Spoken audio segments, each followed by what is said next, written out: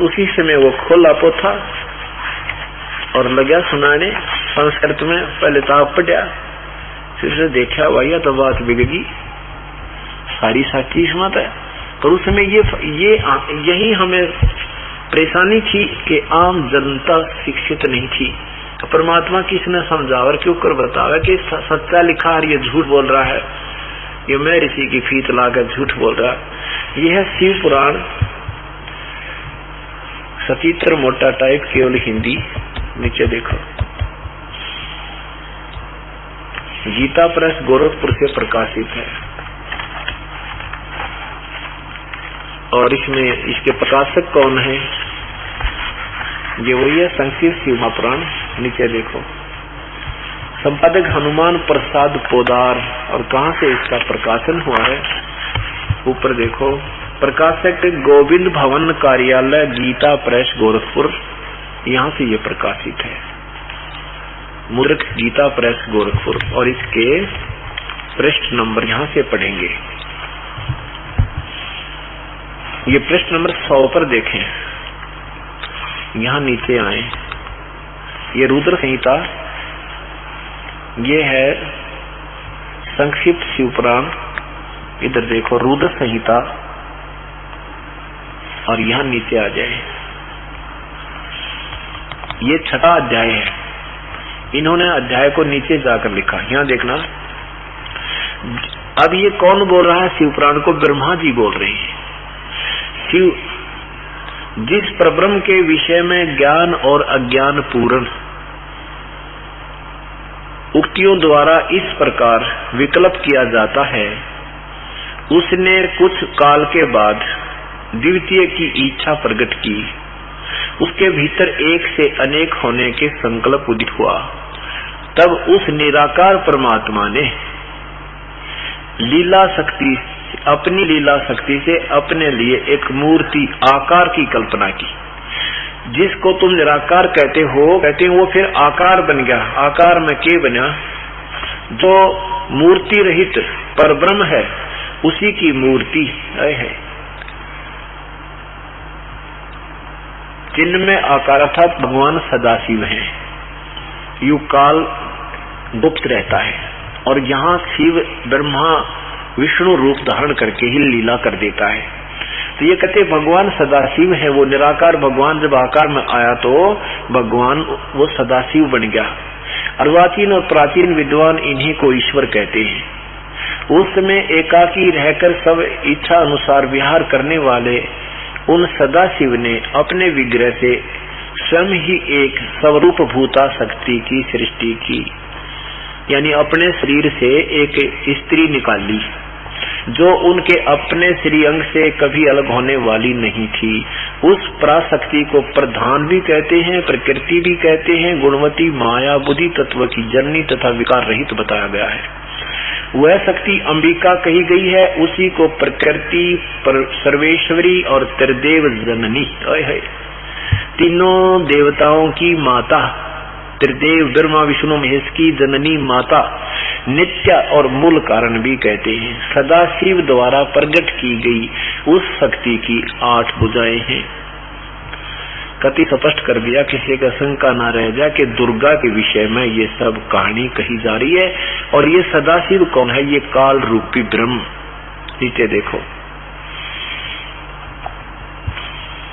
वे जो सदाशिव हैं उन्हें परम पुरुष, ईश्वर, शिव, शंभु और परमेश्वर कहते हैं। आगे देखो, वे अपने सारे अंगों पर भस्म रमाए रहते हैं। उन काल रूपी ब्रह्म ने, ये समझने की बात है कि सदाशिव ये काल ही लीला करा है। इसी को ब्रह्म भी कहते हैं। उन काल रूपी ब्रह्म ने एक ही समय शक्ति के, ये 7 शब्द है, नाथ नहीं है, शक्ति के साथ, दुर्गा के साथ शिवलोक नामक अक्षेत्र का निर्माण किया था। उस उत्तम अक्षेत्र को काशी कहते हैं। वे प्रिया और प्रियतम रूप शक्ति और शिव, ये काल और दुर्गा जो परमानंद स्वरूप है, उस मनोरम अक्षेत्र में नित्य निवास करते हैं। मुने शिव और शिवा ने, दुर्गा और काल ने प्रलय काल में भी कभी उस क्षेत्र को अपने सानिध्य से मुक्त नहीं किया। देवर से इंद्र, नारद बता रहा है, देवर से एक समय ना, वो ब्रह्मा बता रहा है, देवर से एक समय उस आनंद वन में रमण करते हुए शिवा और शिव के मन में इच्छा हुई कि किसी दूसरे पुरुष की सृष्टि करनी चाहिए, कोई बच्चा पैदा करना चाहिए। आगे देखो, ऐसा निश्चय करके शक्ति सहित यानी दुर्गा के साथ सर्वव्यापी परमेश्वर शिव ने अपने वाम भाग के 10वें अंग पर अमृत मल दिया। फिर तो वहां से एक पुरुष प्रकट हुआ, यानी पति पत्नी व्यवहार किया, जिससे उनको एक पुत्र की उत्पत्ति हुई। उसका नाम के रखा, ये देखो। तदंतर उस पुरुष ने परमेश्वर शिव को प्रणाम करके कहा, स्वामीन, जो लड़का पैदा हुआ मेरे नाम निश्चित करके कहिए, कीजिए, मेरा काम बताइए। उस पुरुष की यह बात सुनकर महेश्वर भगवान हंसते हुए मेघ के समान गंभीर वाणी में बोले। शिव ने कहा, वत्स, जो बेटा उत्पन्न हुआ था दुर्गा और शिव काल का, सदा शिव का, उस ब्रह्म का, उसने तो शिव उस काल ने कहा, वत्स, व्यापक होने के कारण तुम्हारा विष्णु नाम विख्यात हुआ। इसे सिद्ध हुआ कि विष्णु का जन्म है, उसके माता पिता सदाशिव, ये काल और ये दुर्गा है। आगे देखो, यहाँ देखो, इधर ला मेरा कितने का, इधर ला, नीचे पीछे कर ले थोड़ा सा, ये सात, ये नीचे देखना, इधर इधर, यहाँ देखो, ये 7वां नीचे देखो, ये 6 अध्याय नंबर 6 समाप्त होगा रुद्र संहिता का। अब ये 7वां प्रारंभ होता है। ब्रह्मा जी कहते हैं देवर से, ये मर्द को बता रहे हैं ब्रह्मा जी क्या कहते हैं, तत्पश्चात यानी विष्णु की उत्पत्ति के उपरांत मेरी भी उत्पत्ति इन्हीं दोनों से हुई। तत्पश्चात कल्याणकारी परमेश्वर शाम सदाशिव ने पूर्ववत प्रयत्न करके मुझे अपने दाहिने अंग से उत्पन्न किया। जैसे वो सदाशिव और जैसे विष्णु की उत्पत्ति हुई थी पूर्ववत, उसी तरह। और उन परमेश्वर ने मुझे तुरंत ही अपनी माया से मोहित करके नारायण देव की नाभि में डाल दिया और लीला पूर्वक वहां से प्रकट किया। इस प्रकार उस कमल से पुत्र के रूप में मुझ हिरण्य गर्भ का जन्म हुआ। मेरी 4 मुख हुए, शरीर की सकांति लाल हुई, मेरे मस्तक 53 की रेखाएं अंकित थे। तात भगवान शिव की माया से मोहित होने के कारण मेरी ज्ञान शक्ति इतनी दुर्बल हो रही थी कि मैंने उस कमल के सिवा दूसरे किसी को अपने शरीर का जनक व पिता नहीं जाना। मैं कौन हूँ, कहाँ से आया हूँ।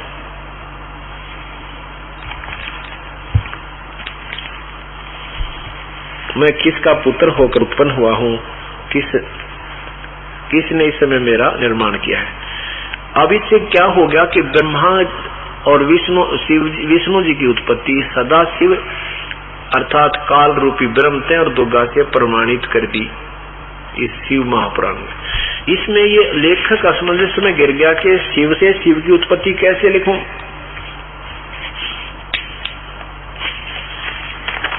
आगे देखो,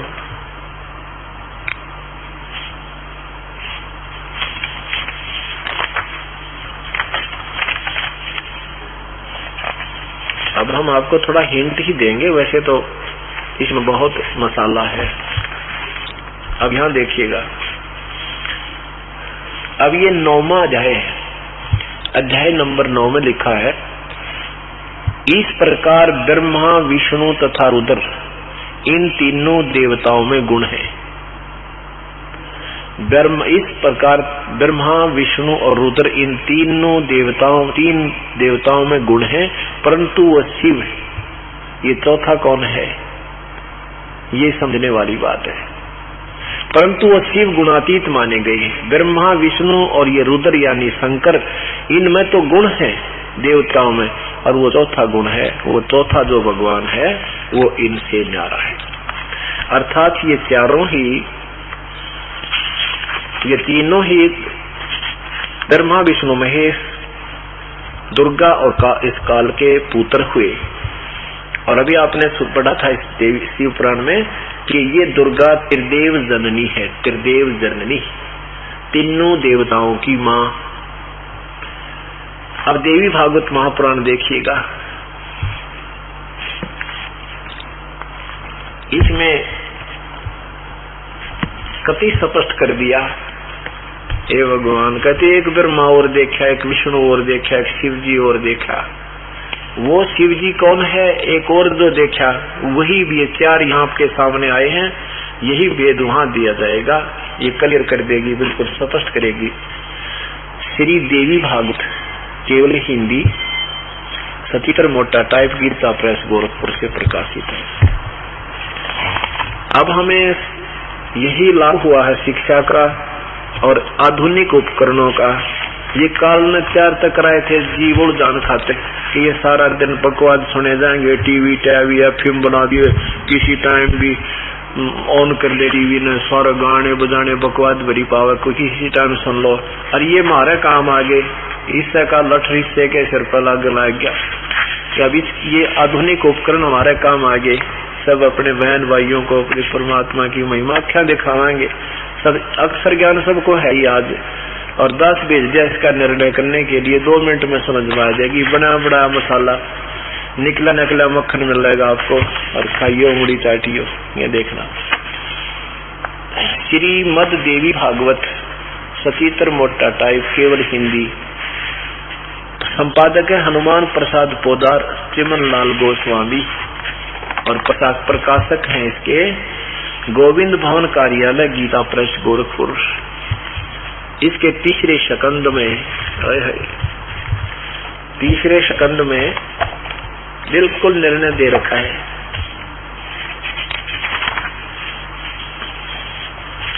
जन्म जी पूछ रहे हैं व्यास जी से, और फिर व्यास जी बता रहे हैं कि मैंने भी नारद जी से पूछा था। नारद जी ने बताया कि मैंने जो अपने पिता ब्रह्मा से पूछा था वो ज्ञान तुम्हें बताते हैं। यहाँ देखना, कितने ही आचार्य भवानी को संपूर्ण मनोरथ पूर्ण करने वाली बतलाते हैं दुर्गा को। वे आदि माया महाशक्ति एवं परम पुरुष के साथ रहकर कार्य संपादन करने वाली प्रकृति है। प्रकृति, ये प्रकृति शब्द याद रखना कि दुर्गा को कहते हैं। ये आपको गीता जी को समझते समय 14वें अध्याय में काम आएगा, तीसरे और चौथे 5वें मंत्र में। प्रकृति माने दुर्गा, प्रकृति का अर्थ समझो ये दुर्गा है, बस इतना सा समझकर हमने चलना पड़ेगा। ब्रह्म के साथ, ये काल रूपी ब्रह्म ज्योति निरंजन के साथ उनका अभेद संबंध है, अर्थात पति पत्नी का व्यवहार है, पति पत्नी का संबंध है। नीचे देखें, यहां देखें, व्यास जी कहते हैं महाभाव कुरुवंशी राजाओं में तुम सर्वश्रेष्ठ राजा हो। तुमने जो बात पूछी है, जन्मजय को व्यास जी बता रहे हैं कि जो तूने मेरे से पूछा है, वे तुमने जो मुझसे पूछी हैं, जो बातें तुमने मुझसे पूछी हैं, वे ही मैंने मुनिवर नारद जी से पूछी थी। नारद जी कहते हैं व्यास जी प्राचीन समय की बात है, यही संदेह मेरे हृदय में उत्पन्न हो गया था। तब मैंने अपने पिता अमित तेजस्वी ब्रह्मा जी के स्थान पर मैं अपने पिता अमित तेजस्वी ब्रह्मा जी के स्थान पर गया और उनसे इस समय जिस विषय में तुम मुझसे पूछ रहे हो उसी विषय में मैंने पूछा। मैंने कहा पिताजी, यह संपूर्ण ब्रह्मांड कहाँ से उत्पन्न हुआ? विभो, आपने सम्यक प्रकार से इसकी रचना की है, अथवा विष्णु जी इसके रचयिता हैं, या शंकर ने इसकी सृष्टि की है। जगत प्रभु, आप विश्व की आत्मा हैं, सच्ची बात बताने की कृपा करें। ब्रह्मा जी को पता है कि इनको ज्ञान तो पूरा है नहीं, और जब ज्ञान नहीं पूरा है तो गपोड़ भी पेल सकते हैं। तो कहते हैं सच्ची बात बताइए पिताजी, झूठ ना बोलिए। ब्रह्मा जी कहते हैं बेटा नारद, बेटा मैं इस प्रश्न का क्या उत्तर दूं? ये बड़ा ही जटिल प्रश्न है। नीचे देखो, पूर्व काल में सर्वत्र जल ही जल था, शथा और जंगम जितने प्राणी हैं इनमें कोई भी नहीं थे। तब कमल से मेरी उत्पत्ति हुई। उस समय सूर्य चंद्रमा वृक्ष पर्वत आदि कोई भी दृष्टि गोचर नहीं हो रहे थे, कोई भी दिखाई नहीं दे पड़े। मैं कमल की कणका पर बैठकर विचार करने लगा, इस अगाध जल में मैं कैसे उत्पन्न हो गया, कौन मेरा रक्षक है, तथा इस प्रलय काल में सृष्टि एवं संहार करने वाले कौन विशिष्ट पुरुष हैं। कहीं भी स्पष्ट रूप से भूमि भी नहीं दिखती जिस पर यह जल टिका हुआ है। यह कमल कैसे उत्पन्न हो गया, नीचे देखो। यों विचार करके मैं जल में उतरा, 1000 वर्ष तक पृथ्वी का अन्वेषण करता रहा। इस पर भी मुझे उस जल का कहीं और छोर नहीं मिला। इतने में आकाशवाणी हुई, तप करो तप करो। तब मैंने तपस्या आरंभ कर दी। कमल पर बैठे ही 1000 वर्ष तक मैं तप करता रहा। फिर उसी इसमें सृष्टि करो की ऐसी आकाशवाणी सुनाई पड़ी। उसे सुनकर मैं बड़े आश्चर्य में पड़ गया। सोचा कि किसकी सृष्टि करूं अथवा मेरा क्या कर्तव्य है। उसी समय मधु और कैटब नाम के 2 भयंकर दानव सामने आ गए। वे उस महावरण में मुझसे युद्ध करने की इच्छा प्रकट करने लगे। मैं उनसे भयभीत हो उठा। तब कमल का डंठ पकड़कर जल में उतरा। वहां मुझे एक परम अद्भुत पुरुष के दर्शन मिले। उनका श्री विग्रह मेघ के समान श्याम था। वे पीताम्बर पहने थे, 4 भुजाएं थी, शेषनाग की सैया पर सोए थे। उन जगत प्रभु के गले में वनमाला सुशोभित गले को वनमाला सुशोभित कर रही थी। शंख चक्र गदा पद्म इन 4 अवयुधों से अनुपम शोभा पा रहे थे। ऐसे शेष शाही भगवान विष्णु के मुझे दर्शन हुए। वहां ये काल ने यो विष्णु बेहोश करके डाल रखा था शेषनाग के ऊपर। वे योग निद्रा में वसीभूत होकर गाढ़ी नींद में सोए हुए थे। उनकी सारी चेष्टा शांत थी। नारद जी शेषनाग की सैया पर सोए उन प्रभु को देखकर मेरा मन चिंतित हो उठा। इतने में भगवती योग निद्रा याद आ गई। मैंने उनका सत्वन किया। तब वो कल्याणमयी भगवती श्री विष्णु के विग्रह से ये दुर्गा अन्य रूप बना के और विष्णु जी के शरीर में प्रवेश करके इसको बेहोश कर रही थी भूतनी की तरह। और यहाँ स्पष्ट लिखा है कि विष्णु के विग्रह से निकलकर तब वे कल्याणमयी भगवती श्री विष्णु के विग्रह से निकलकर अत्यंत रूप धारण करके आकाश में विराजमान हो गई। जो भूतनी निकली तो विष्णु जी होश में आ गए। दिव्य आभूषण उनकी छवि बढ़ा रहे थे। ऊपर दुर्गा दिख रही थी, वो भूतनी निकली उसमें विष्णु जी मत है। उसके सारे वाभूषण भी दिखे थे, गहने गुणे पैर रखे थे, वह स्पष्ट दिखाई देती। जब योग निद्रा भगवान विष्णु के शरीर से अलग होकर आकाश में विराजने लगी, तब तुरंत ही श्री हरि उठ बैठे। भूतनी निकलते हैं होश में आगे। जैसे आप देखते हो यहाँ पर जब तक भूत पड़े रहे बाण बेटी भाई पड़े रहे ऐसे टक्कर मारते रहते, वो भाग जाती है तो होश मार कर ठीक ठाक बैठ जाते हैं। अब यही हालत इन भगवाना की काल ने कर रखी है। जिसको हम पूजा के दिन को हम पूजा करते थे, वो स्वयं ही असहाय है, काल के विवश है, काल के वश पड़े हैं। उन्हें मधु और कैटब के साथ तुरंत ही श्री हरि उठ बैठे। उन्होंने मधु और कैटब के साथ 5000 वर्ष तक बड़ी घमासान लड़ाई की। तब वे दैत्य मरे भी क्योंकि भगवान विष्णु से 5000 वर्ष तक 2 राक्षस नहीं मर पाए। समर्थता का यहीं पर पता लगता है। और मरे भी कैसे? पहले देवी के कटाक्ष से मधु और कैटब मोहित हो गए थे। दुर्गा नीचे न आई, सुंदर लड़की का रूप बनाया और वो दुष्ट आत्मा उसको तरफ बुरी नजर से देखने लगे। इसके बाद भगवान विष्णु ने गोद में लिटाकर उन्हें प्राणों से रहित कर दिया। अब दुर्गा ने सहयोग दिया जब विष्णु उनको मार पाया। अब वहां मैं ब्रह्मा और भगवान विष्णु 2 थे। वहीं पर ये शंकर भी दुरुधर भी प्रकट हो गया। हम तीनों को भगवती अध्याशक्ति के दर्शन हुए। उन्हें देखकर मन मुग्ध हो गया। हमने उनकी उत्तम स्तुति की। तब वे आदि शक्ति हम लोगों से कहने लगी। देवी ने कहा, ब्रह्मा विष्णु और महेश्वर, तुम भली भांति सावधान होकर अपने अपने कार्य में संलग्न हो जाओ। सृष्टि, स्थिति और संहार ये तुम्हारे कार्य हैं। ब्रह्मा जी कहते हैं भगवती अध्याशक्ति की वह वाणी बड़ी मधुर एवं सुखप्रद थी। हमने वह स्पष्ट सुनी। हम लोगों ने उनसे कहा, माता, हम किस प्रकार इन प्रजाओं के सृजन अधिकारी में करने में सफल हों। विस्तृत भूमि का अभाव है, सभी स्थान जलमग्न है। हमारी बात सुनकर उन कल्याण स्वरूपिणी भगवती का मुखमंडल मुस्कान से भर गया। इतने में एक सुंदर विमान आकाश से उतर आया। तब उन देवी ने हमें आज्ञा दी, देवताओं निर्भीक होकर इच्छा पूर्वक इस विमान में प्रवेश कर जाओ। ब्रह्मा, विष्णु और रुद्र, आज मैं तुम्हें एक अद्भुत दृश्य दिखलाती हूँ। हमने भगवती की बात सुनकर उसे शिरोधार्य कर लिया।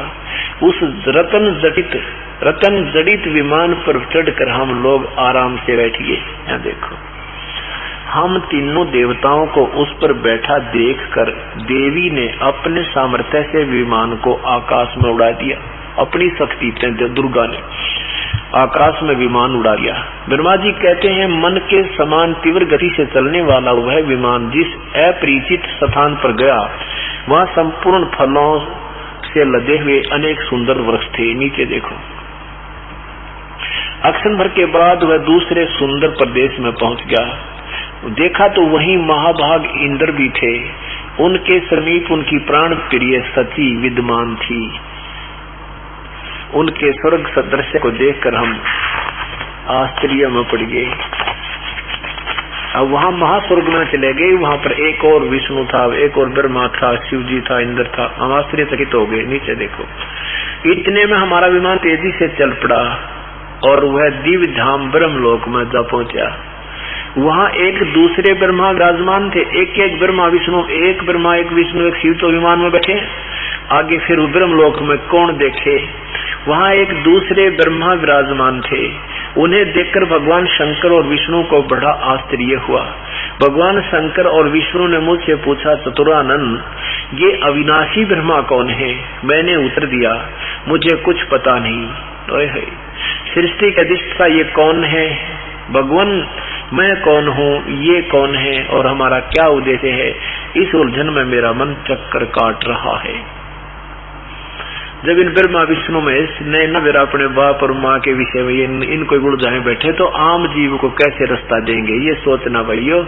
यहाँ देखना, वहाँ बहुत से, इतने में मन के समान तीव्रगामी वह विमान तुरंत वहां से चल पड़ा और कैलाश के सुर में शिखर पर जा पहुंचा। वहां विमान के पहुंचते ही वो भगवान शंकर निकले। वहां विमान के पहुंचते ही एक भव्य भवन से त्रिनेत्रधारी भगवान शंकर निकले। वे नंदी वृषभ पर बैठे थे। आगे देखो, उनके यहाँ देखो, अक्षर भर के बाद वही विमान उस शिखर से भी पवन के समान तेज चाल से उड़ा और वैकुंठ लोक में पहुंच गया। वहाँ भगवती लक्ष्मी का विलास भवन था। बेटा नारद, वहाँ मैंने जो संपत्ति देखी उसका वर्णन करना मेरे लिए असंभव है। उस उत्तम पुरी को देखकर विष्णु का मन, जो हमारे साथ विष्णु बैठा था विमान में, आश्चर्य के समुद्र में गोते खाने लगा। वहाँ कमल लोचन श्री हरि विराजमान थे। एक विष्णु और बैठा था। अलसी के फूल के समान उनके श्री विग्रह यानी शरीर की कांति थी। पीतांबर पहने थे, 4 भुजाएं थी। पक्षीराज गरुड़ पर विराजमान थे। इतने में ही पवन से बातें करता हुआ वह विमान तुरंत उड़ गया। आगे अमृत के समान मीठे जल वाला समुद्र था मिला। उसका जल बड़ा ही मधुर था। जोर जोर से तरंगे उठ रही थी। वहीं एक मनोहर द्वीप था, एक नारा टापू सा था। नीचे देखो, उसी द्वीप में एक मंगल में मनोहर पलंग बिछा था। उस उत्तम पलंग पर एक दिव्य रमणी बैठी थी। अब दुर्गा ने वहां जाकर दूसरा रूप बना लिया। उनके गले में लाल रंग की माला थी। लाल वस्त्र से श्री विग्रह सुशोभित था। लाल चंदन लगाए हुए थी। लाल लाल नेत्र थे। वे ऐसी प्रभावपूर्ण देवी थी मानो करोड़ों बिजलियां एक साथ चमक रही हों। अत्यंत सुंदर मुक्ता, लाल लाल दांत थे। करोड़ों लक्ष्मियों से भी अधिक सुंदर थी। यहाँ देखना, उन्हें देखकर हम सभी महान आश्चर्य में पड़ गए। हम कुछ समय तक वहीं ठहरे, आपस में कहने लगे, सुंदरी कौन है, इसका क्या नाम है? हम इसके विषय में बिल्कुल अनभिज्ञ हैं, नहीं जानते। नारद यों संदेहग्रस्त होकर हम लोग वहां रुके रहे। भगवान ब्रह्मा जी बता रहे हैं अपने बेटे नारद को। तब भगवान विष्णु ने उन चारों साहिनी भगवती को देख कर विवेक पूर्वक निश्चय कर लिया कि वे भगवती जगदम्बिका हैं। तब उन्होंने कहा कि ये भगवती हम सभी की आदि कारण है, महाअविद्या है, महाविद्या महामाया इनके नाम है। ये पूर्ण प्रकृति है, प्रकृति दुर्गा को कहा जा रहा है। ये सर्वेश्वरी गर्भ वेद गर्भा एवं शिवा कहलाती है। प्रकृति और शिवा इसी को कहते हैं। अब ये क्या है कि ये तीनों वहां पहुंचे, विमान में इनको बैठाकर काल ने, दुर्गा ने काल के आदेश से ऊपर भेज दिया। ये वहां उन्होंने कहा पहुंचे, ब्रह्मलोक में पहुंच गए। और वहां जाकर के इन्होंने क्या देखा, ये देखिएगा। ये कहाँ गए? एक ब्रह्मांड में, एक ब्रह्मांड का ही ब्रह्मा विष्णु महेश को पूरा ज्ञान नहीं है। और विद्वानों ऋषियों को, महर्षियों को तो होगा कहां से? ये एक ब्रह्मांड अंड का लघु चित्र यहाँ देखना, ये पूरा ब्रह्मांड है। अब यहाँ इस ब्रह्मलोक में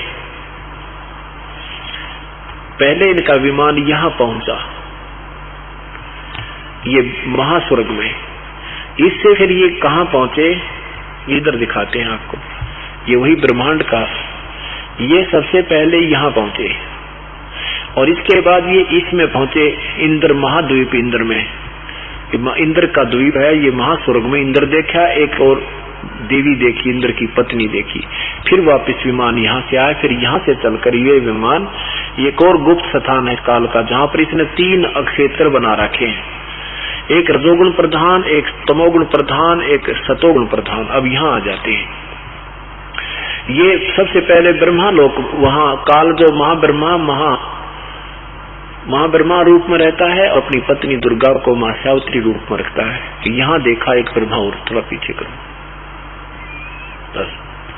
ये यहाँ पहुंचे, इसके बाद ये यहाँ पहुंचे, विष्णु जी का एक और लोक देखा, ये शिव जी के लोक में पहुंचे। वहां एक शिव और देखा। फिर यहाँ पहुंचे, ये एक विष्णु और देखा, साथ में लक्ष्मी देखी। ये सतोगुण प्रधान क्षेत्र है, जहाँ ये काल महाविष्णु रूप में रहता है। यहाँ ये स्वयं काल ही महाशिव रूप में, सदाशिव रूप में यहाँ रहता है। अपनी पत्नी को भी साथ रखता, दुर्गा को अन्य रूप ना के। और ये रजोगुण प्रधान क्षेत्र है, ये स्वयं यहाँ रहता है। तो इन्होंने ये सब देखा, एक ब्रह्मा, एक शिव, एक विष्णु और देखा। ये काल ने ही अपने अन्य रूप स्थान स्थान पर बना लिए। जो ही इनका विमान यहाँ पहुंचा तो इस रूप में प्रकट हो गया, जब यहाँ पहुंचा तो इस रूप में, जब यहाँ पहुंचा ये विष्णु रूप में। फिर ये इस दुर्गा के लोक में आ गए। अब यहाँ आने के बाद ये क्या सोच रहे हैं कि इस दुर्गा को, माई को हमने नहीं देखा कभी, कौन है? विष्णु जी को फिर काल ने चेतना प्रदान कर दी, वो बचपन की याद आ गई।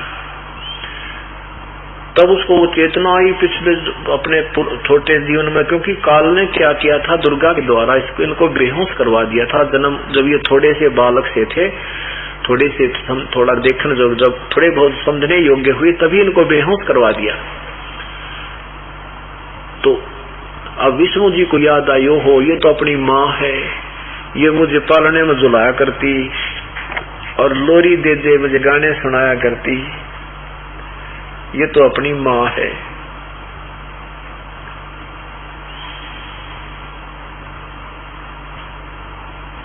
ऐसा मुझे याद आ गया, तो वही अपनी माँ है। ये देखो वही गीता देवी भागवत नीचे आई है 120 पृष्ठ पे। ये वे ही दिवांगना है। यहाँ से पहले देखिए 119 पृष्ठ से फिर आइए। नारद जो संदेहग्रस्त होकर हम लोग वहां रुके रहे, तब भगवान विष्णु ने उन चारों साहिनी भगवती को देखकर विवेक पूर्वक निश्चय कर लिया कि वे भगवती जगदम्बिका हैं। तब उन्होंने कहा कि ये भगवती हम सभी की आदि कारण है, यानी हमें जन्म देने वाली है। महाविद्या महामाया के नाम है, ये पूर्ण प्रकृति है। यहाँ देखो, ये विश्वेश्वरी और वेद गर्भा एवं शिवा कहलाती है। आगे देखो 120 पृष्ठ पे भगवान विष्णु क्या बता रहे हैं। ये वे ही द्वांगना हैं जिनके, विष्णु जी कह रहे हैं कि ये वही देवी है प्रलय वर्ण में जो पानियों पानी था सारे के मुझे दर्शन हुए थे। उस समय मैं बालक रूप में था, मुझे पालने में झुला रही थी। वट वृक्ष के पत्थर पर एक सुदृढ़ सैया बिछी थी, उस पर लेट कर मैं पैर के अंगूठे को अपने कमल जैसे मुख में चूस रहा था। ये वे ही देवी हैं, इसमें कोई संदेह की बात नहीं रही। इन्हें देखकर मुझे पहले की बात याद आ गई है। विष्णु जी कह रही है ये हम सबकी जननी है। इनके विषय में मेरी जितनी भी जानकारी है तथा मैं कुछ अनुभव कर चुका हूँ वह कहता हूँ, सुनो। आगे देखो क्या कहा इसने स्तुति की विष्णु ने अपनी माँ की 123 नंबर पृष्ठ पे, 123 नंबर पृष्ठ पे नीचे लिखो, तुम शुद्ध स्वरूपा हो। दुर्गा की स्तुति करते हैं तीनों खड़े होकर। विष्णु जी कह रहे तुम शुद्ध स्वरूपा हो, यह संसार तुम्ही से उद्भासित हो रहा है। मैं ब्रह्मा और शंकर, मैं विष्णु ब्रह्मा और शंकर हम सभी तुम्हारी कृपा से विद्यमान हैं। हमारा आविर्भाव और तिरोभाव हुआ करता है। केवल तुम ही नित्य हो, जगत जननी हो, प्रकृति और सनातनी देवी हो। विष्णु जी कह रहे हैं कि मैं ब्रह्मा और शंकर सभी तुम्हारी कृपा से विद्यमान है। हमारा तो आविर्भाव माने जन्म और तिरोभाव माने मृत्यु होता है। हमारा तो जन्म और मृत्यु होता है, केवल तुम ही नित्य हो, जगत जननी हो और प्रकृति और सनातनी देवी हो। भगवान शंकर बोले देवी, यदि महाभाग विष्णु तुम्ही से प्रकट हुए हैं, उनके बाद उत्पन्न होने वाले ब्रह्मा भी तुम्हारे ही बालक हुए, फिर मैं तमोगुणी लीला करने वाला शंकर क्या तुम्हारी संतान नहीं हुआ? अर्थात मुझे भी उत्पन्न करने वाली तुम ही हो। जय हो बंदी छोड़ की।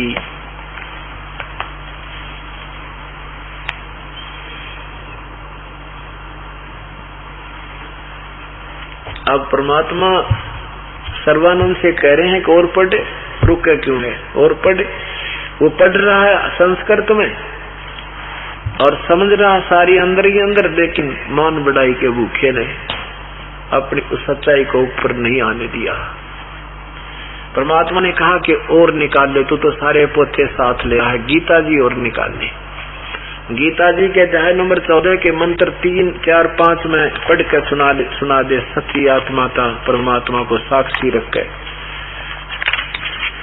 लेकिन वेदों और गीता तक सीमित जो प्राणी हैं उनको पूर्ण ज्ञान नहीं है, और पूर्ण ज्ञान जिसके पास नहीं है तो वो कहीं ना कहीं घिर जाता है, और जब वो गिर जाता है तो झूठ का सहारा लेना उसकी व्यवस्था हो जाती है। श्रीमद् भगवत गीता गीता प्रेस गोरख से प्रकाशित है, और देखना ये है अध्याय नंबर 14 और 3, 4, 5 ये देखना। इधर तीसरे मंत्र में क्या कहा, ये काल के कह रहा है। गीता बोलने वाला भगवान कहता है कि हे अर्जुन, मेरी महत ब्रह्म, ये महत ब्रह्म रूप मूल प्रकृति, या मेरी ब्रह्म यानी मूल प्रकृति, तो ये वैसे माम ब्रह्म है, माम ब्रह्म लिखना था, यहाँ देखो ऊपर मूल संस्कृत, ये मम योनि महत ब्रह्म, ये संस्कृत उलट सुलट जुड़ा करे। मम ब्रह्म, मुझ ब्रह्म की, यह महत माने प्रकृति, इसका ये अर्थ बनता है। चलो हे अर्जुन, मेरी इन्हीं के हिसाब चलते हैं। महत ब्रह्म रूप मूल प्रकृति सभी प्राणियों की, भूतों की योनि अर्थात गर्भदान स्थान है, और मैं अहम ब्रह्म, मैं ब्रह्म, तस्मीन माने उसकी योनि में चेतन समुदाय गर्भ को स्थापन करता हूँ। ततः माने उससे, ततः माने उससे होता है, उस जड़ चेतन के नहीं, उस के संयोग से सर्वभूतानाम सभी प्राणियों की, भूतों की उत्पत्ति होती है। चौथे में क्या कहा है, चौथे में कहा है कि हे अर्जुन, नाना प्रकार के सब योनियों में प्राणी, जितने भी मूर्तियां शरीरधारी प्राणी उत्पन्न होते हैं, या प्रकृति है दुर्गा। प्रकृति तो उन सब की गर्भ धारण करने वाली माता है, मैं बीज स्थापन करने वाला पिता हूँ। ब्रह्म बोल रहा है गीता जी को, सदाशिव काल बोल रहा है। आगे देखो, पांचवें मंत्र में 14वें अध्याय के 5वें श्लोक में कहा है कि ये हे अर्जुन, सतगुण, रजगुण और तमगुण, सतगुण विष्णु, रजगुण ब्रह्मा, तमगुण शिव जी, ये तीनों प्रकृति संभवा, प्रकृति से उत्पन्न है, दुर्गा से उत्पन्न होने वाले तीनों गुण, तीनों भगवान अविनाशी जीव आत्मा को शरीर में बांधते हैं। यही कर्मों के आधार पर तथा यहाँ उत्पत्ति, सतीथि और संहार के चक्कर में डाले रखते हैं। बताओ के का चीज छोड़ दी भगवान ने? सब कुछ बता दिया कि दुर्गा की माँ है, दुर्गा या प्रकृति को दुर्गा कहते हैं, और ये प्रगट प्रमाण दे दिया, प्रत्यक्ष दे दिया। अब सर्वानंद मटर देखा है, अखबार तो सारी साची, पर कौन इन जो श्रोता है न किसी को पता नहीं अक्षर ज्ञान का। कहने लगा झूठ बोलता है, झूठ बोलता है, सारा कुछ देख के भी नहीं बता, झूठ बोलता है। ये क्या जाने शास्त्रों के बारे में, अक्षर ज्ञान का पता नहीं, मात्राओं का ज्ञान नहीं, हलंतों का ज्ञान नहीं, निगुट्टू नहीं पढ़े, निगुट्टू फूकने हमने भगवान पढ़ लिया, सारा कुछ जान लिया हमने। निगुट्टू निकट्टू तो तम हो ही न पढ़ गए, निकट्टू हो गए, निकट्टुआ पढ़ के। हम तो वो ज्ञान पढ़ेंगे अमृत परमात्मा, सिंपल लैंग्वेज दे रखी। अब सर्वानंद कहता है नहीं, झूठ बोलता है, झूठ बोलता है। अब वो सारा पढ़ लिया, वो नहीं बोला, फिर और सुनानी शुरू कर दी। कोई गद्दा किसी वेद का ठाक है, डटा नहीं डटा, बोलेगा संस्कृत, बोलता रहा। अब वो श्रोता बैठे थे, कबीर साहब चुप हो गए के बोला नाड़ी के साथ में क्या देखी ना मानता, ये शास्त्रार्थ के करे थे जल्द आदमी थे। अब सब श्रोता जब वो संस्कृत बोल रहा था ना, सब पीड़ते, सब श्रोता वो अनपढ़ अशिक्षित जुलाहे लोग ढाणकों ने और ताड़ी पीट दी, वाह सर्वानंद, वाह सर्वानंद, वाह सर्वानंद। अब उनके ताड़ी पीटन थे जिन्हें क्या का ज्ञान नहीं था, सर्वानंद विजयी हो गया। इन शास्त्रार्थ होया करते हैं। एक झलक दिखाता हूँ महर्षि दयानंद के साथ शास्त्रार्थ की। इन डांगरा निशा नाश कर रखा है भगवान। अब कहाँ तक कहाँ समझावे, कित रहेंगे खोदे हुए खडौने, कहाँ तक आता इंसान है परमात्मा। आपको दिखाते एक झलक शास्त्रार्थ कैसे होते थे महर्षि दयानंद का और एक पंडित का। ये भी पांडा था, महर्षि दयानंद भी पांडा था।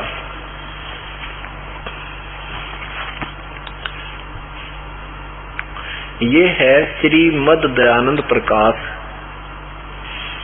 स्वामी सत्यानंद इसके लेखक हैं। प्रकाशक हैं सर्वदेशी कार्य प्रतिनिधि सभा, रामलीला मैदान, नई दिल्ली 2। ये यहाँ से प्रकाशित है, छापी गई है। इसका ये सत्यानंद लेखक है। और यहाँ देखो प्रकाशक है सर्वदेशी कार्य प्रतिनिधि सभा 3/5 दयानंद भवन नई दिल्ली। और इनके लेखक हैं, लेखक आपने ये देख ही लिया यहाँ पर, ये है लेखक है स्वामी सत्यानंद जी।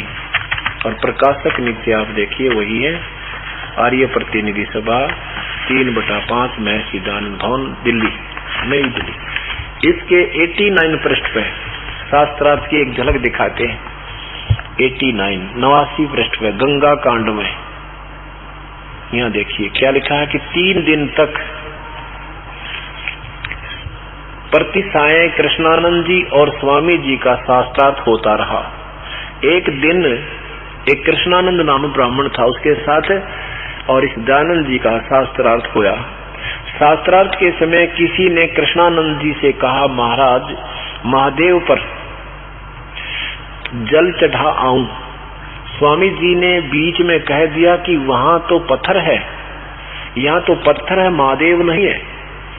इससे चिढ़कर कृष्णानंद जी ने साकारवाद का अवलंबन किया और इसी पर शास्त्रार्थ चलाया।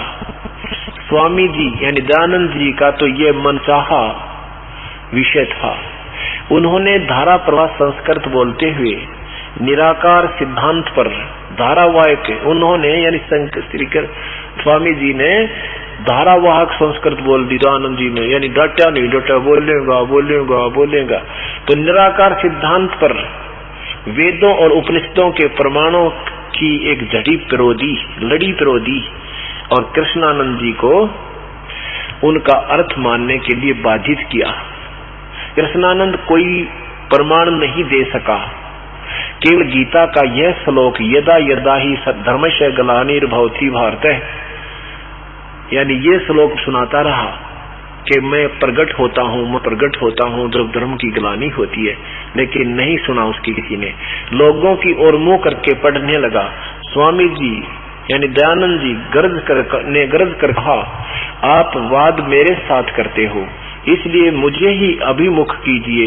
परंतु उनको उनके तो विचार ही उखड़ गए थे। किसके? कृष्णानंद के। वही वह चौकड़ी भूल चुका था, मुख में झाग आ गए, गले में घिघी बंध गई, चेहरा फीका पड़ गया,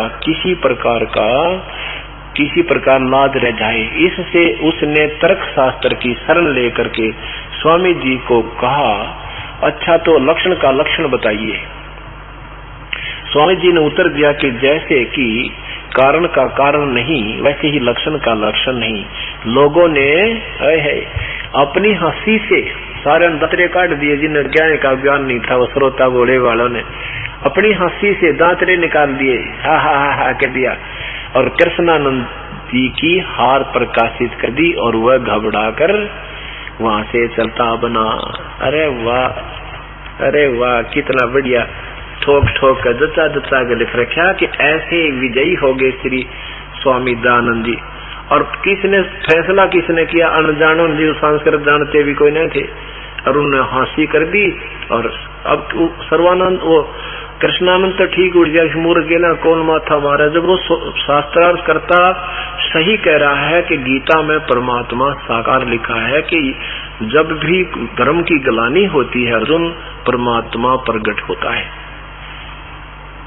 साक्षात्कार आता है। लेकिन उसकी ना सुनी कि संस्कृत घनी याद कर रखी थी, टा टा टा टा पे और भगवान अपने आप को मैं ऋषि की पदवी पा गया। किन से? जिनको आप ज्ञान नहीं। ये शास्त्रार्थ ने गरगाल रखे।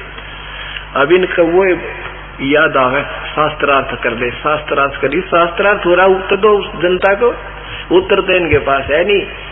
और फिर झूठे आरोप ही लगाएंगे। और क्या करें? जिस आदमी की पोल पाट जाना, जिसका धोखा पकड़ा था, उसके माल में मिलावट कोई बता दे तो गाली गलौज पर आता है, उसके पास कोई दूसरा विकल्प नहीं रहता।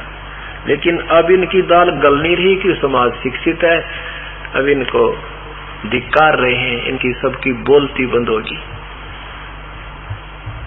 अब इस प्रकार ऐसे ही सर्वानंद जी की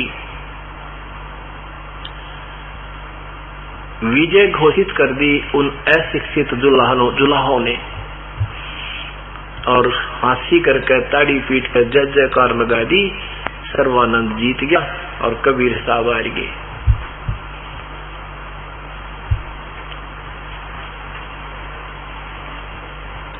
अब कबीर साहब ने कहा, अब जैसे ये तो ऐसी हालत होगी, एक समय एक किसान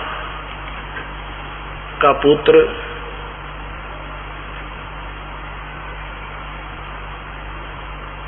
शिक्षा ग्रहण कर रहा था और उसने अंग्रेजी में एक तो सिक लीव होती है अंग्रेजी में छुट्टी के लिए प्रार्थना पत्र, वो गोल्ड रखा था, और एक माई बेस्ट फ्रेंड का ऐसे यानी प्रस्ताव गोल्ड रखा था। एक दिन पिता पुत्र रविवार के दिन बैलगाड़ी लेकर के जा रहे थे। सामने से एक अंग्रेज आ गया, उसने हाथ का संकेत किया, गाड़ी में कार में बैठा था। नीचे उतर कर उनसे अंग्रेजी में पूछने लगा मैंने उस गांव जाना है, मेरा रास्ता ये ठीक है या मैं गलत जा रहा हूं, कृपा मुझे बताइए। अब वो जमींदार किसान कहने लगा अपने बेटे से कि बेटा तू भी तो अंग्रेजी बोला करे, तै भी तो अंग्रेजी जानता है, और ये अंग्रेज के अपने आप में विद्वान सिद्ध करना चाहता है। आज काट देश की मरोड़, सुना दे अंग्रेजी के, हम भी अंग्रेजी जानते। लड़का खड़ा हो गया उस पर गाड़ी पे और कहने लगा वह छुट्टी के लिए प्रार्थना पत्र अंग्रेजी में सुना दिया। I beg to say that I cannot come to school. Please grant me, I am ill today. Please grant me Monday leave. Your faithfully, अपना नाम बता दिया। अब उस अंग्रेज ने सोचा, देख बुद्धू पूछ रहा हूँ रास्ता बत सुना और छुट्टी का प्रार्थना पत्र है, निकम्मा माथे में हाथ मार के अपनी गाड़ी में बैठकर चल पड़ा। अब किसान ने अपने बेटे की कड़ थपथपाई, वाह बेटा तेरी इज्जत रख दी, हरा दिया ना अंग्रेजी बोल के।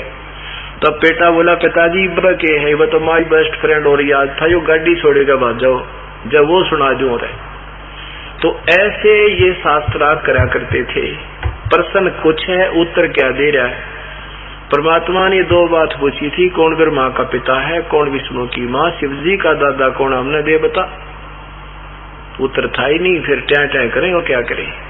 कहीं की ईंट, कहीं का रोड़ा कर दिया शुरू। और ये स्वयं स्वीकार करते हम तो नासवान है, हमारा जन्म और मृत्यु होता है, और अभी तक इनको मृत्युंजय, कालज्य, सर्वज्ञ, सर्वशक्तिमान, सारी सृष्टि के रचनहार और फिर तीन लोग के भगवान इन्हें भी बतावे।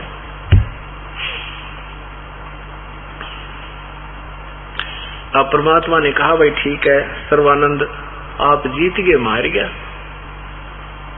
आप जाओ फिर, आप जीत गए, मार गया, और यही तुझे चाहिए था।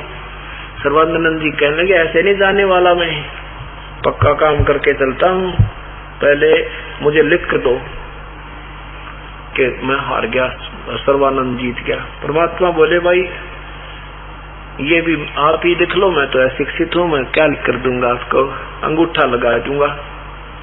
सर्वानंद जी ने लिख लिया। शास्त्रार्थ में सर्वानंद विजयी हुआ, कबीर साहेब पराजित हुए।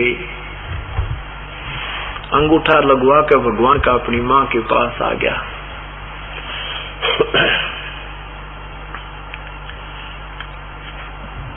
अब माँ ने कहा बेटा आ गया तुम? कहा माँ आ गया।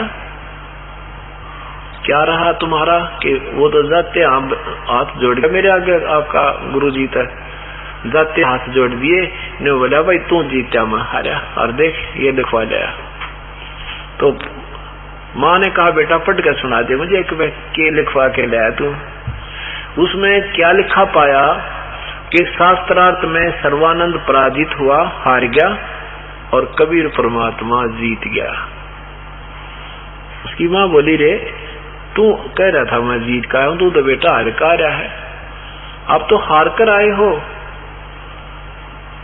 अब सर्वानंद कहता माता जी मैं कई दिन से शास्त्रार्थ में लग रहा था ना, रात में नींद आ गई थी मैंने, अब बोली मेरे लिखने में गलती रहेगी, वो तो हारे पड़ा है, अभी जाता हूं, अब फिर लिखवा कर लाता हूं।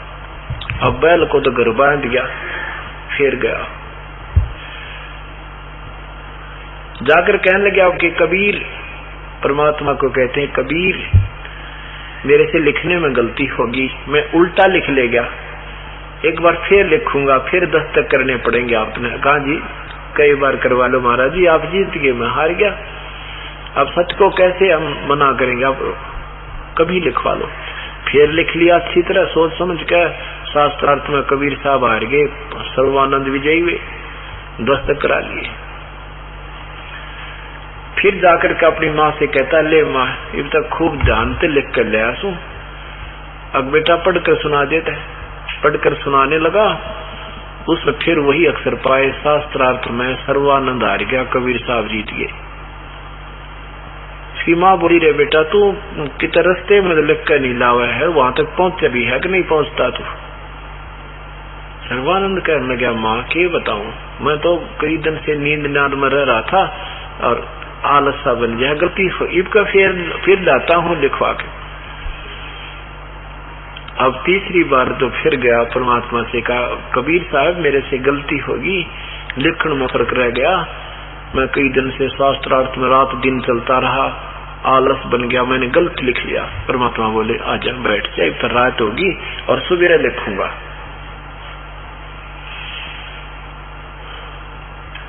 अब तो विश्राम करो, सुबह लिख दूंगा। अब वही पड़ोस में साथ में एक ब्राह्मणों का और घर था, क्योंकि काफी लंबा चौड़ा फितर, और रात को आने जाने में पैदल यात्रा होती थी, समय काफी लग जाता था। अब पहले मैं आपको कथा सुनाता था, ये थोड़ा टॉपिक छोड़ देता था क्योंकि लंबा बन जाता था, इसलिए अब मूल उद्देश्य को लेते थे। आज वो टॉपिक सुनाना चाहता हूँ। परमात्मा ने कहा कि सवेरे लिख देंगे, ऐसी के जल्दी होगी। अच्छा सवेरे लिख दियो, देर होगी बताए। वो रात ने फिर कहा, परमात्मा ने कहा कि आज तो आप आए हो और इन श्रोताओं को सत्संग सुना दो, आप अपने अमृत वचन सुना दो। अब वो सर्वानंद ने तो अपने सत्संग सुनाया।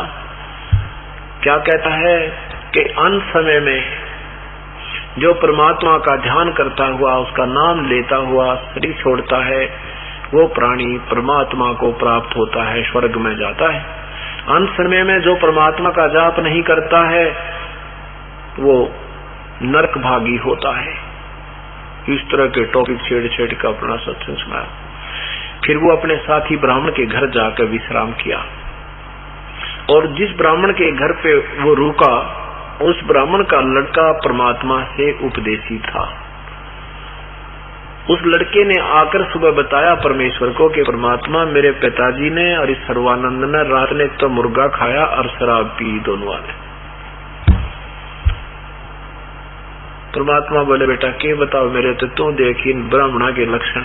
पिता गुरुदेव ये तो कति कसाई है, मानस को ना और नरी झूठ बोल रहा है। परमात्मा मैं भी तो विद्या पढ़ा हुआ हूँ, मैंने सारा देख लिया, वो जो आपने बताया कति ज्यों का त्यों है, पर ये मानन नहीं देते, ना मेरी सुनते। परमात्मा बोले कोई बात ना बेटा, इनकी करड़ाई बोल दे रही है, काल के ये अधीन है। अच्छा सवेरे सवेरे परमात्मा फिर गए कि उनके ब्राह्मण के घर पर पहुंच गए कि आज सर्वानंद जी आओ घूमने चलते हैं, टट्टी पानी होकावांगे, घूम फिरावांगे, चर्चा करते चलेंगे भगवान की वहां तक। अब चलो तो चलो। सर्वानंद भी चल पड़ा, 10-20 और सेवक भी, ब्राह्मण भी साथ चल पड़े। अब क्या हुआ, सर्वानंद कबीर साहब भी थोड़ा सा आगे न चले गए। सर्वानंद एक झाड़ी की ओर में टट्टी होने लग गया। परमात्मा कहे कि टट्टी होते हो तो मालिक थे, तुरंत ही 1 मिनट में वापस आ गए और सर्वानंद झाड़ी की ओट में बैठा। परमात्मा ने कहा सर्वानंद राम राम। सर्वानंद नहीं बोला। परमात्मा और निकट सी होकर बोले सर्वानंद राम राम। सर्वानंद ना बोले। तीसरी बार भी कहा सर्वानंद सुना नहीं, राम राम। सर्वानंद जी नहीं बोले। कबीर साहब आगे आकर गंगा के पास अपना हाथ पैर धोए बैठ गए।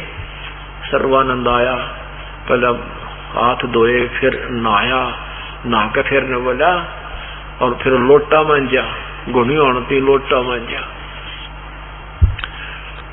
को तीनों बुरी तरह ऊपर से चमका दिया लोटा उसने।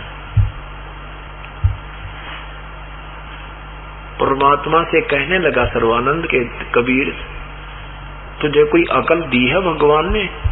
परमात्मा बोले कि गलती होगी स्वामी जी मेरे, कि आपको पता नहीं कि मैं जंगल पानी जा रहा था और ऐसी स्थिति में राम का नाम अपवित्र हो जाता, मैं बोल थोड़ा ही सकता था। टट्टी होते हुए राम का नाम थोड़ा ही बोला जाता है, अपवित्र हो जाता। परमात्मा बोले है क्या कहते हैं भगवान के करनी तज कथनी कथ ये अज्ञानी दिन रात कुकर जो भोगत फिर ये सुनी सुनाई बात। परमात्मा ने कहा रात्रि के समय आप क्या सत्संग में वचन फरमा रहे थे कि अंत समय में जो राम का नाम भगवान का सिमरण करता हुआ शरीर छोड़ जाता है भगवान तो वो स्वर्ग जाता है, और जो भगवान का सिमरण नहीं करता अंत समय में वो नरक जाता है। और टट्टी होते समय तेरी जान निकल जाए तो बेटा गया नरक में तू दे। बता परमात्मा की न्यू बाट देखेगा कि नोलन दे टट्टी फिर बाद में मारूंगा, श्वास तो गिन कर डाल रखे बेटा किरा कित सूत बैठ जा। सर्वानंद न्यू करे मटर मटर। परमात्मा के कहने बात बदल गया, ने बोला तेने लोटा नहीं मांझा, लोटा नहीं मांझा। परमात्मा बोले अकल के चोर। परमात्मा कहते हैं कि कहें कबीर सुनो भी साधो देखा ज्ञान का टोटा, जंगल जावे बुदातर मांझे लोटा। बूरक कहीं के लोटे ने के कसूर कर रखा भाई, इसने लाग रहा गेसार तू।